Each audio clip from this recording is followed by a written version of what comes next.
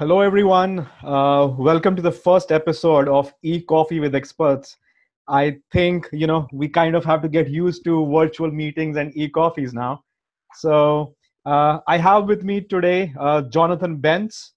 He is our first guest on this series. Really excited to have you, Jonathan. Jonathan is an SEO expert with over 15 years of experience in SEO, if I'm not wrong, and he works as a senior digital marketing strategist at DOM, Direct Online Marketing. Um, Jonathan, I mean, before I kind of, talk about your experiences or your journey so far, it'd be nice if you could kind of, introduce yourself and maybe tell us a little bit about what exactly you guys do at DOM, or, you and your team mainly. Mm-hmm. Oh, first off, thank you very much for having me today. I am I am a senior digital marketing strategist at Direct Online Marketing, and that is a huge mouthful to share with people, and it really fills up the business card. The In my day-to-day, we typically at DOM we help clients grow confidently online.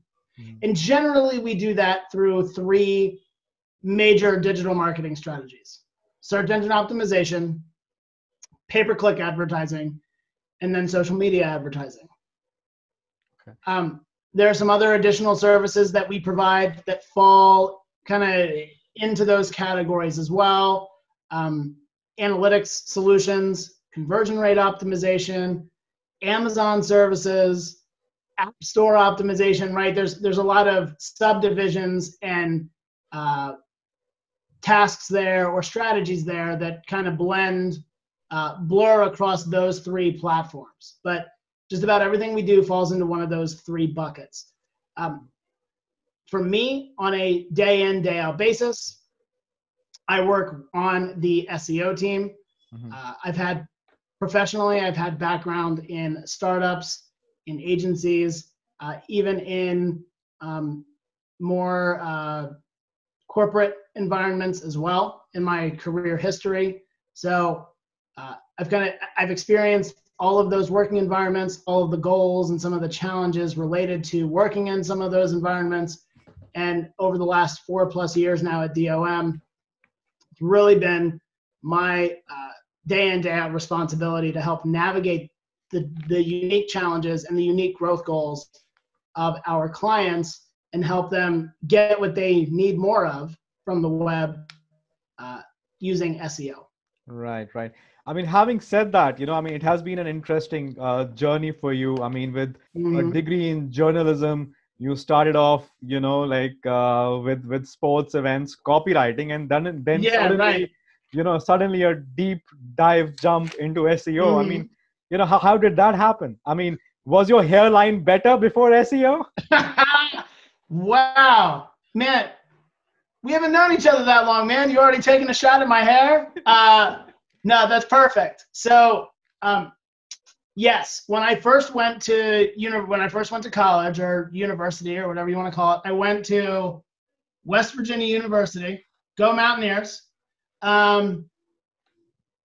But when I first went there, I went to journalism school and was actually a contributor to the Associated Press during that time.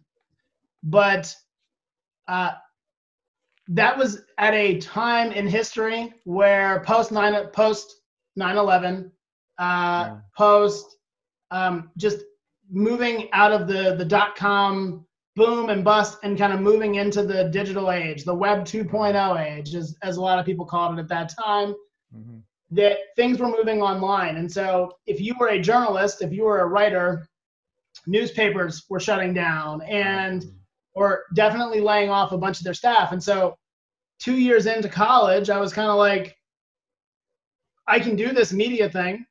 I can write, but is this going to be the career that works out well for me? And I'll try to make this story as quick as possible for how I got started in this. But in 2004, my uncle, Bob Bentz, he is the president of a digital marketing agency out of Philadelphia called Purple Gator. Yeah. And I mean, it's a small world. I have had a discussion with Bob long time back. We had a discussion about inbound marketing and stuff. So yeah, I mean, okay. Yeah, I had a So discussion with him.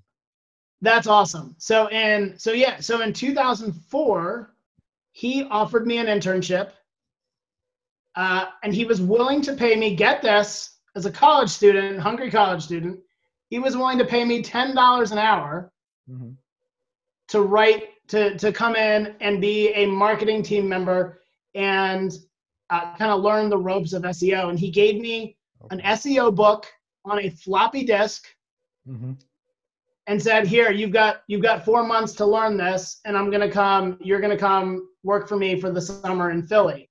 And no one had ever offered to pay me $10 an hour to do anything at that point in my life. So that was a pretty big deal. And so I took it, and he said to me at that time, I think you might be able to make a career out of this. And what I didn't realize at the time, he's gotten a lot of things right in his 30 plus years as an entrepreneur. And he knew what I was going to do for my career before I knew what I was going to do for my career. Right. Then that just kind of springboarded into here I am 16 years later, working for direct online marketing. I understand. So I mean, John, since you have been there, since so long, I understand, you must have seen those good old days when anything could rank, and then, I mean, we could do any kind of like shitty backlinks, or anything to, make it rank. And then suddenly after 6 months, the site would go boom. So, I mean, we know a lot of affiliate websites, having done that, been there. So, I mean, as a like a marketer, I understand. I mean, I really want to discuss, the kind of marketing you're doing now. Ultimately, I mean, that has to be the main kind of goal for us, so that our viewers can kind of learn something from it. But what I want to kind of know from you is, what do you think has changed positively? Because I mean, even I understand, the kind of on pages we do, the kind of content we create, even backlinks, they have evolved. But as a marketer, having seen SEO from when it started to now, what I mean, everybody talks about, I mean, the negatives, but I mean, SEO being difficult to sell, right? But what is the positive which you see from this, evolution? That the cream, to use a cliche, the cream now rises to the top.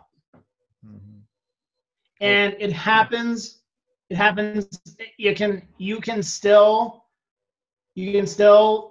do shady backlinking. You can still do some of these things, and you may be ahead of the algorithm, or you may figure something out that works for a period of time.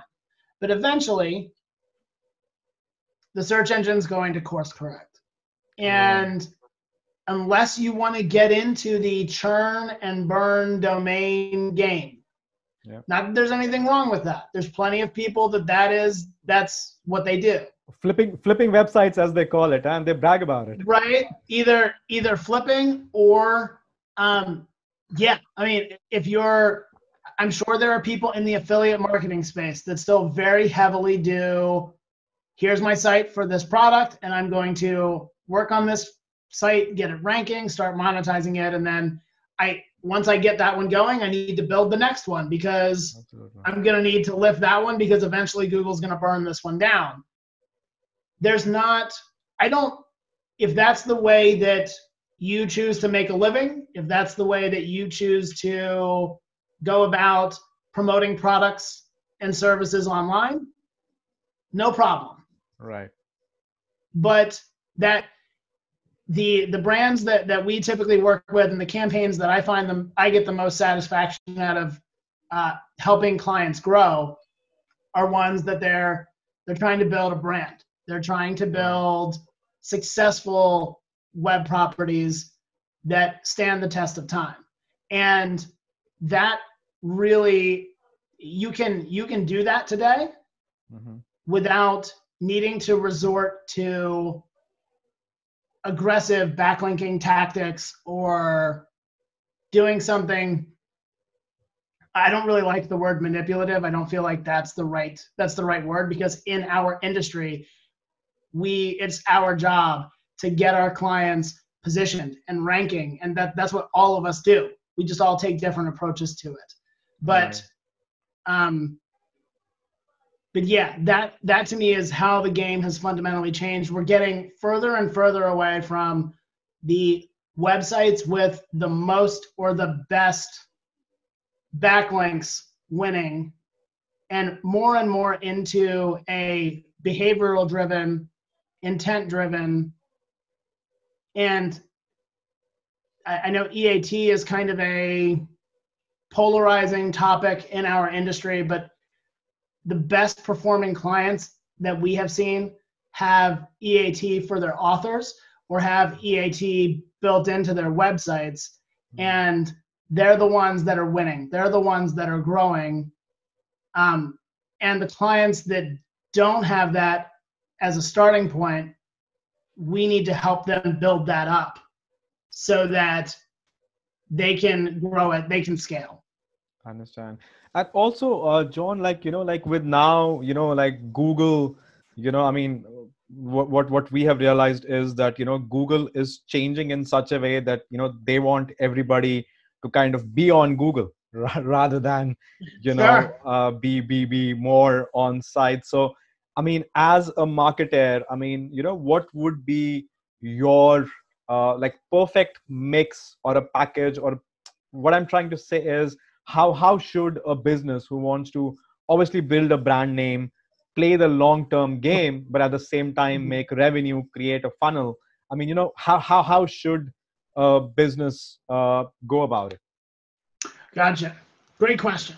So the first recommendation, just speaking about this from an infrastructure, from a platform standpoint, there's really one of two ways that you can go. You can either embrace the fact that Google is the industry leader, that Google's the king, and 90% of the search activity is happening there.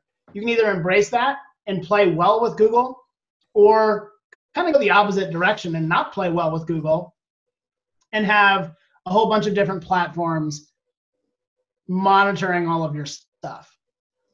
We, as a Google premier advertising agency, we're going to sound like we drink the Kool-Aid, but we are very much in the embrace Google and work with Google products and the Google Suite, Search Console, Analytics, Tag Manager, Optimize. Use these products to amplify your performance, to monitor and amplify your performance, and then, as opposed to the opposite.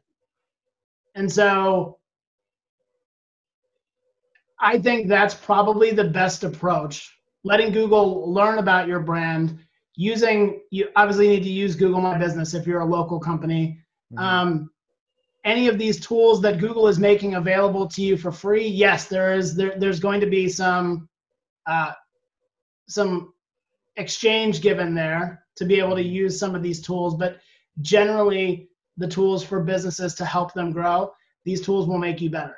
And the information that you learn will make your better position your business to acquire more customers if you're processing it correctly, as opposed to taking the latter approach. No, absolutely. I mean, it's smarter to go, with the flow and kind of, like make the most out of it. But what I want to understand more is, because you do a lot of B2B, right? And like, I mean, if I'm like, like gone are the days when we used to have, let's say, an SEO strategy in which an agency, I mean, there's still people who do that, but an agency would give you a package of, let's say, 10 keywords, 50 keywords, 100 keywords, Yeah. and at the end of every month or 3 months, 6 months, whatever, we have reports which kind of show the rankings. But Sure. like, the truth is that now just doing pure plain SEO, just making sure the rankings are there, that is not going to get you actual leads coming in, because you have the position 0 now, you have Google ads getting more places. I mean, you have so many things out there. So as a B2B business, or I mean, I know you do a lot of SaaS as well, but as a Yes. B2B business, because see, B2B is is a very critical niche, right? If you're doing marketing for like a normal B2C client, or something which, where maybe generating leads from a normal Google PPC, or doing a normal Google My Business can get you some leads, and it's a low budget client. It kind of is Yeah. easy. It's easy in those cases. But when I'm talking about like a proper big B2B business, where it's very difficult to just actually get conversions from a normal SEO and some keywords, how do you sit down, and how do you actually, something, I mean, what is your secret mantra, or something which is common, something which is common across, obviously I don't want you to tell us the exact secret, but something which is Sure. common across platforms, like you said, Bob gave you a floppy, and kind of told you to have a look at Yeah. it. Something which would be a good starting point for B2B businesses which are struggling out there. Gotcha. So we see, and I've now done this I've repeated this a couple times. So I do believe that this works. In the B2B space in particular, you need to have your pages kind of broken down into 3 buckets for search. You have pages on your website that specifically talk about the service you provide. Right. In the SEO industry, your SEO page, your PPC page, your social media advertising page, you have pages for that. And those pages are going to draw in leads and prospective clients from all over the map. Right. You might get a small business, you might get an online publisher, you might get a B2B big multi-million-dollar company looking for SEO service company or SEO service provider. So you need to be positioned for that. But in addition to that, you also need, and this starts getting into the what I call the deciding journey.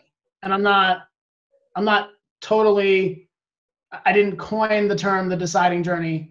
That is a term that a B2B sales training company called Corporate Visions mentions a lot throughout their content, and they're definitely a blog that I follow for the sales training element of things.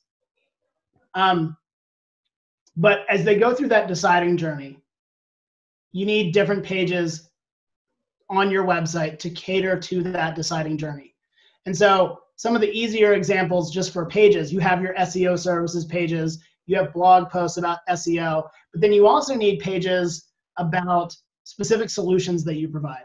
And you can do that a couple different ways. You can have an example would be if you're an IT service provider, but you provide cloud services, then you want a page specifically about cloud computing.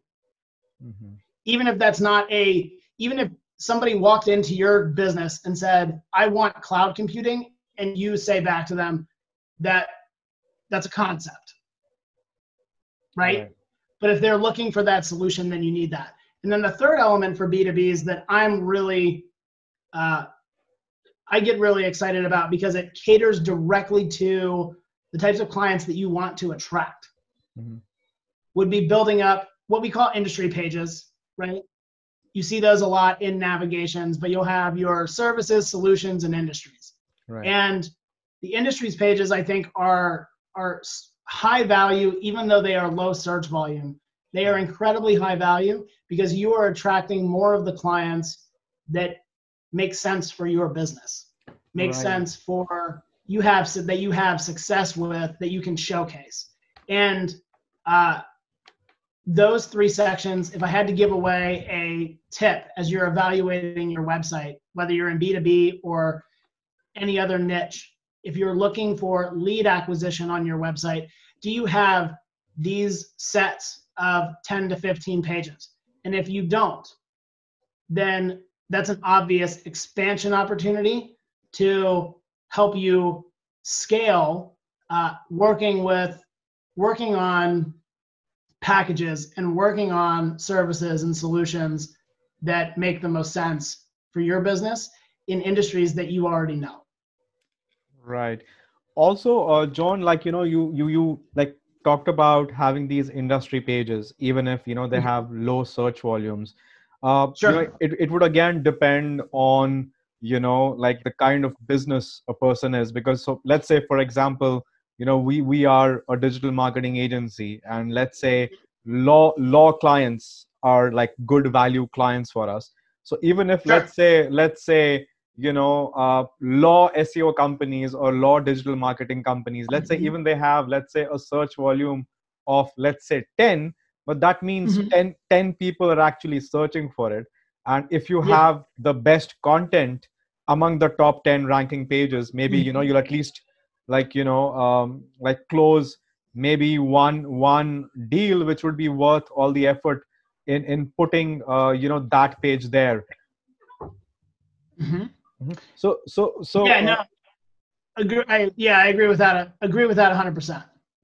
So I mean, how does a business then go about, because see, content, what I understand from your conversations, content is completely, like it's the key. I mean, you need to have good content, otherwise you're not going to get conversions.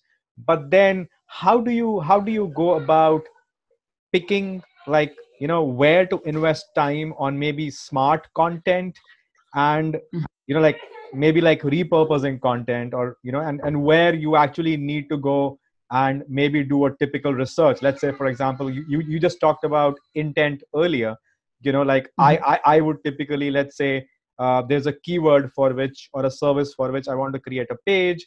I would normally, let's say, go and see the top 10 ranking pages, neglect pages like wiki, but let's say if all the other pages are not service pages, blog pages, I would see I would see the number of keywords or number of words there, and kind of plan content accordingly. But that requires time, right? That requires time, that requires effort.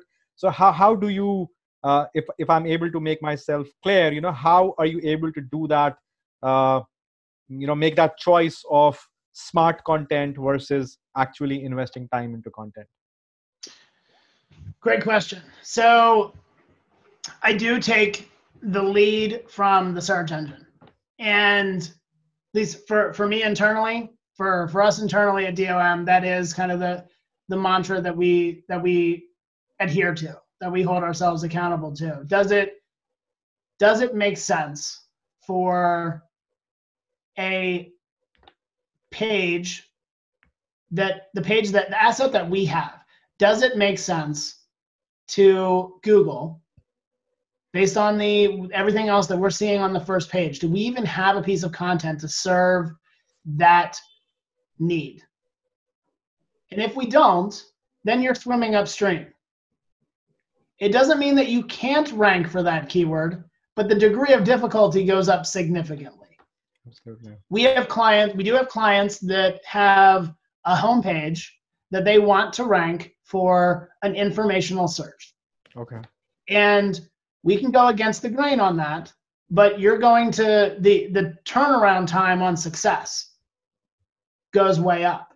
And you may be in a position where you need to be you need to be satisfied with not being the number one result, but being the number one commercial page on the search result. And so we do deal a lot with that.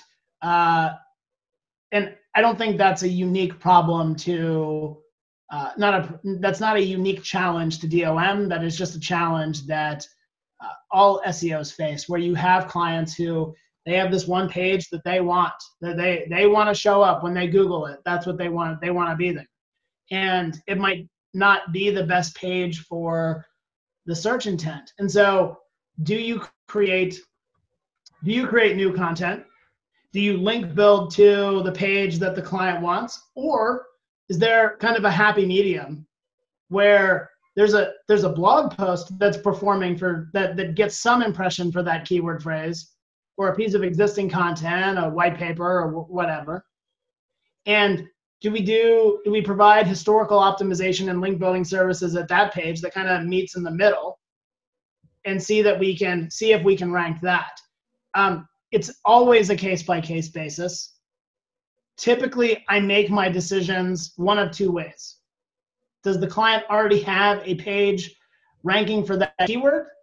Well, even if you're in the 50s, I'm more comfortable there than building a page completely from scratch. So what can we do on this page that already ranks outside the top 20 or outside the top 10? What can we do to position that page before going off and creating something new? Can we use that? And then can we do some historical updating? Can we do some historical optimization on whatever page that is and give it a bump up? That would always be my first top priority page to work on before getting into creating new content.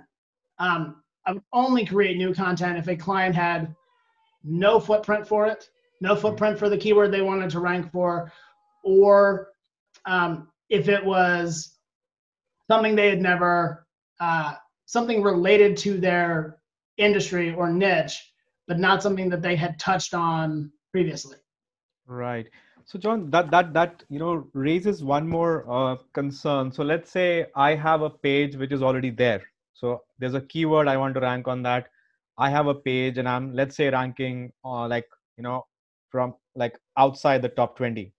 But now if I do a research, now you are doing a research and you see that the top 10 pages or the top 5 pages are all, let's say I'm trying to rank my service page, but I'm open to changes. I'm open to changes, right? But Sure. the intent of the top 10 pages is totally different, which means obviously Google is trying to give results for that keyword, which is a different intent. So wouldn't this be as good as creating a new page for me? I mean, I know the URL is there, but would it be as good as a new page? Or I mean, would it still be like a part of smartly doing historical optimization using the URL? I mean, how would you go about such a situation? So we would probably take the page, so at that point, we treat every URL like a landing page, whether it is a blog post or it is a transactional page or a service offering page, what have you.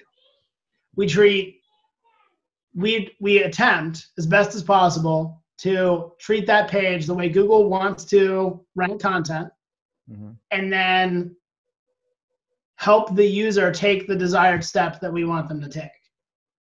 So is it putting 30% of the way down the page, 60% of the way down the page, bottom of the page, putting CTA points in to help that user take the desired action that you want them to take, navigate them where you want them to go? Or is it on a services page? Do you need an FAQ where you can populate content? That looking at these pages that you have and recreating or not recreating, but presenting your pages to be that delicate mix of what Google wants to see and what you already have. How do we kind of combine those two, hybrid those two in the middle, so that as people arrive on your pages, they're getting, as spiders arrive on your pages, they are being served with what they want and expect to see. And then same thing for the users. They are seeing and they're experiencing your website the way that you want it to be experienced. It's it's always, this is where the art of SEO mixes with the science, right? Right. So, I mean, how much of in such a scenario, how much of automation do you utilize? Because you have to control the buyer's journey now. You already have got a hook in front of him, and now you want to guide him into a particular direction.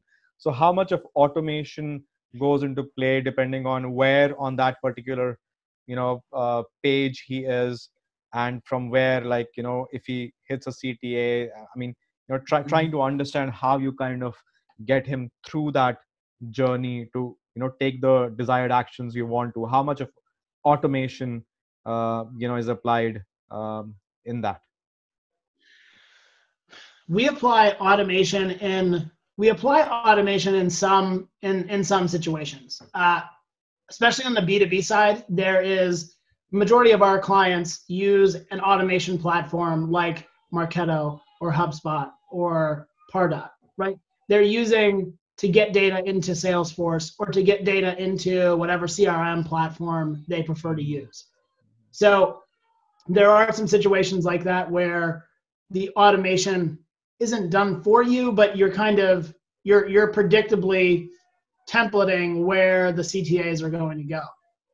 In other cases where we don't have the direct connection from website conversion to CRM, we can be a little bit more custom. We can be a little bit more customized with our intent there. Our teams are very good with WordPress.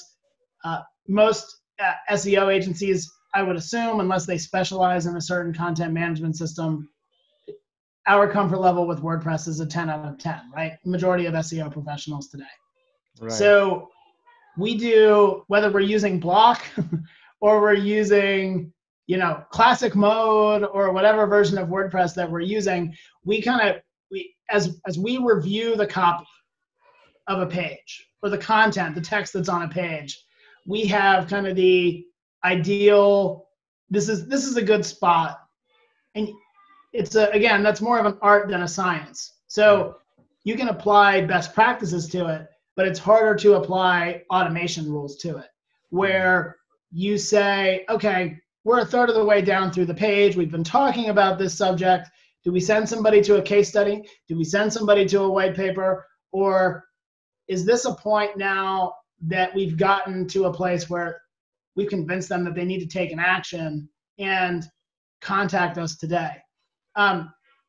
We do that a lot of times with our own content, where we'll put page breaks, we'll put heading breaks in the middle, where it is, if we talk about a B2B situation, go to this case study and check this, go to this case study and see where we have done this. Or down at the bottom. If you get down to the bottom of a post, my favorite question to ask myself as I conclude a blog post is, what do I want this person to do next? And provide them with the call to action to take that next step. Is it, you need to read more content about SEO? Well, click one of these 3 stories. Is this a place where where we have made our best case offering to have you contact us for a consultation? Well, click here and take that step.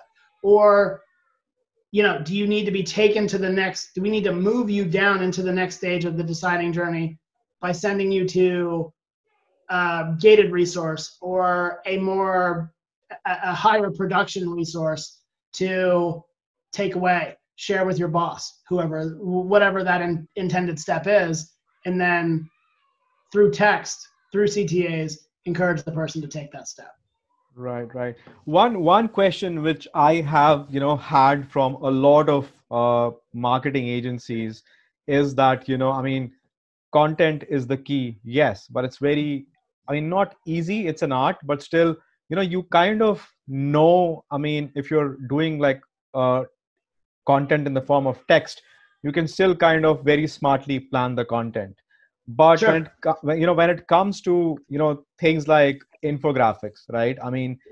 We can create a beautiful piece of content using an infographic, right? And it's easier to kind of download that information. And I have seen infographic pages, getting a lot of traction You know, like, but then I mean, what is the best strategy? I mean, which type of pages, or where it's not that I'll just go on and create, let's say, 10 infographics in a month and expect expect to get returns. So what is the best way to plan these infographics? Like, which type of pages, or where should we use visual content in our SEO strategy? Gotcha. So great question. So, graphical content, we really use it three different ways, right? We use it to obviously make the content just more visually appealing and engaging and all of those things. You can use infographic content, whether it's long form infographics or it's stat graphics, right? Or something like that, where it's kind of summarizing what you're talking about in a page, and it's a share-worthy nugget that somebody could pull out of your post and then post on their own social media, whether it's Twitter, Facebook, LinkedIn, wherever. We use it both for those purposes, for engagement and for referral traffic. We also use it for on-page SEO as well, right? And you have some of the standard ways of doing image SEO for screen readers. Make sure that you have your alt text well written and described. Make sure that your file names are good. One of the things that we have seen, especially since the emergence of Position Zero, is that Google's computer vision technology is rapidly improving. And they're now, when you put the dark text on a light background, or you put the light text on a dark background and vice versa, they're able to pick that up. And then your image visibility, we've actually even been able to see them pick up on commonly used logos. One of our favorite examples of this was, now it's Amazon, right? And Amazon obviously uses the smile, but then spells out Amazon. But in one particular case, we didn't use the word, we used the word Amazon in the alt tag, and we used the word Amazon in the file name for the hero image, but we didn't write the word in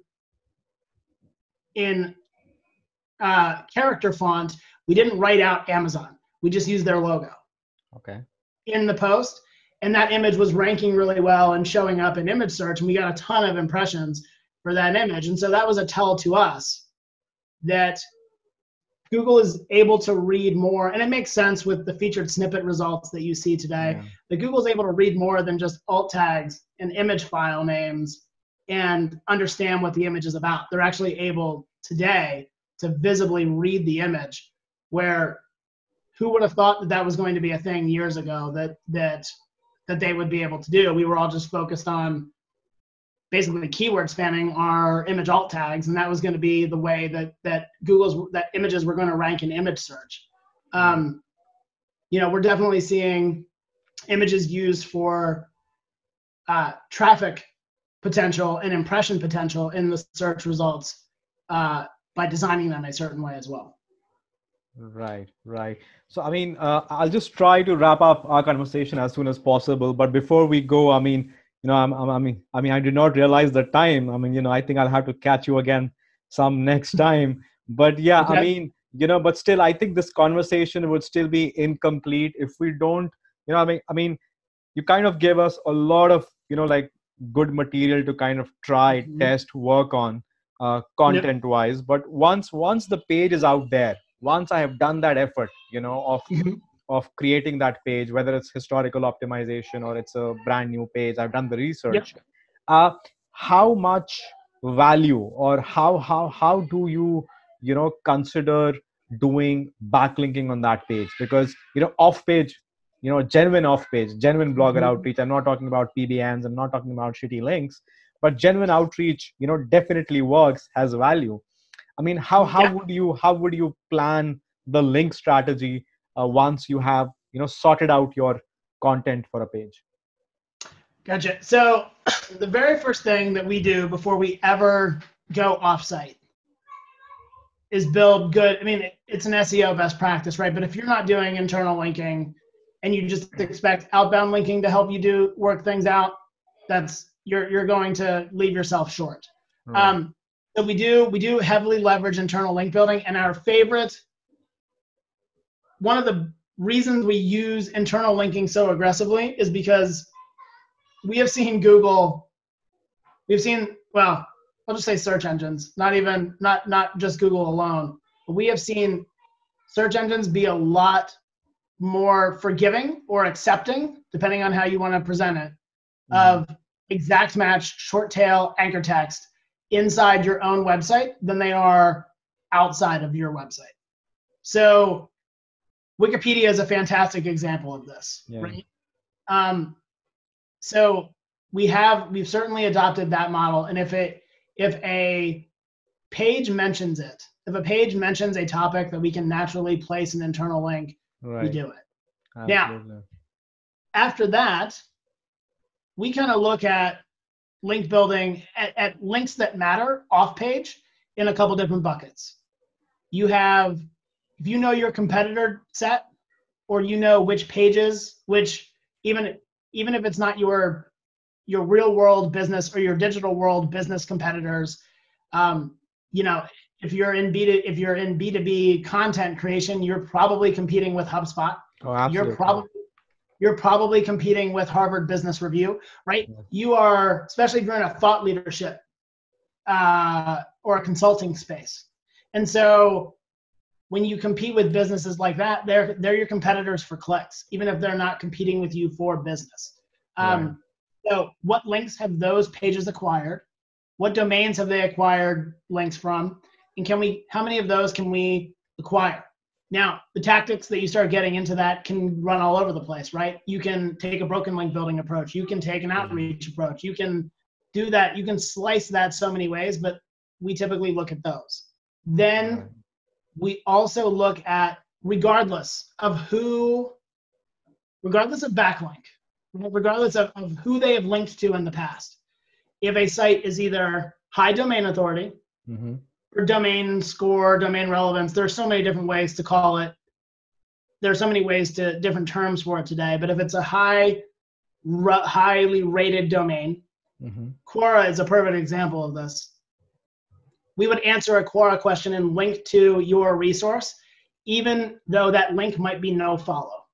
Okay. Because of Quora's domain authority and Quora's trust. You can barnacle on that and get two benefits. One, a link from a page that Google is ranking, and two, referral traffic potential. The third then would be, so you have those high domain authority sites that are universally accepted. And then you have sites that, regardless of domain relevance, domain authority, they send keyword signals that they are relevant to your keyword target. So an example of this would maybe be in the SaaS space, would be a newly created website, SaaS-helpers.org. Right. That could be a brand new website, and it may not have a ranking footprint, but you want to be placed there. You want to have some backlinks coming from that domain because it is topically relevant. And Google is going to expect, if you are a trustworthy source in that niche, to have websites like that linking to you. And so the tactics that we use to go about acquiring all of those links can vary greatly, but those kind of are the three major buckets that we look at for what sites are worth our time to acquire offsite backlinks to our clients. Does it fit into one of those three buckets? Okay, then that's a site worth everybody's effort and energy to try to get backlinks for. Otherwise, the domain that comes up in the report might not be top priority. No, absolutely. I mean, I have had clients coming to me and telling me sometimes that, hey, the backlink which we have got, I mean, it's not my money keyword, and I'm like, hey, it's not like gone are the days when you want a direct anchor text match to your page and you think you'll get the juice. It has to be natural, even if it's a long tail keyword, but if it makes sense, you'll get the value from it. Okay. Yeah, agree. Yes, I agree with that. I agree with that 100%. You've got to, the clients and SEO practitioners just in general need to look at links a little bit differently than they would look at other business actions that might send referral traffic in, for sure. Right. So John, I mean, before we wrap up, like your like parting words of wisdom to our like marketers out there. Mm-hmm. I mean, you talked so much about historical optimization. I think Yep. we'll leave that discussion maybe the next time we meet. But Mm-hmm. like in a minute or in like 60 seconds, if you Yep. have to kind of give them some tip of how to do the historical optimization smartly, or the best way to do it, what would your words be? So don't forget. So just like Google has all kinds of history on you as a searcher, they also have all kinds of history on your domain. And they like using the older stuff just as much as they appreciate the fact that you are creating new stuff. So if you have a blog post or a piece of content, that any kind of piece of content that you look at and say, well, that's from the Stone Ages of our brand, that's from the Stone Ages of our company, to Google, it's going to be more valuable to you for you to update that old piece that they've been crawling forever and they know is reliably going to be there and will forever they will forever cherish because they have it in their cache. Right. It's gonna be a better investment of your time than just continually doing new blog posts about this, new blog post about this, new blog post about this, unless you're competing in the 24/7 news cycle in your industry. If you're a trade publication, if you're a newspaper, if you're a purely informational website, then you're probably playing in the news cycle. But if you're not, before you jump in to a strategy for blogging or for new content creation or whatever kind of media it is, take a look back at what you already have and don't invent something new if you have something successful. And that applies to the historical optimization topic, but that also applies if you're moving your website. Does your services URL need to change just because you're redesigning in a new platform? If it doesn't, if you're moving from Wix to WordPress, just as a for instance, you can probably keep those URLs pretty close together. Do that instead of changing around your entire URL platform and then bogging everything down with redirects and link outreach that you need to do for reclamation and all of those types of things. Just, you're saving everyone, your SEO consultant and your internal, yourself, headaches that could have a long-term impact. Right. Well, I mean, I think, like more than like a few words, you kind of gave some good tips for historical optimization strategy. I'm sure a lot of Appreciate people that. are, a lot of people are gonna benefit from it. So John, Awesome. thank you so much. I know, your time is precious. You gave me so much time, and you've been my first guest on the series. I promise you, once the corona situation is normal, we get to travel again, hopefully we'll cross paths and maybe have a coffee face to face as well. You got it, man. I would appreciate that. I would absolutely appreciate that. I saw your U.S. operations are in a state near and dear to me.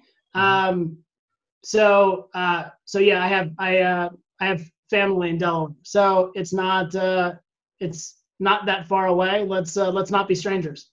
Sure, man. Sure, man. Till next time, be safe, man. You got it, man. Take care. Thank you. All right. Bye bye.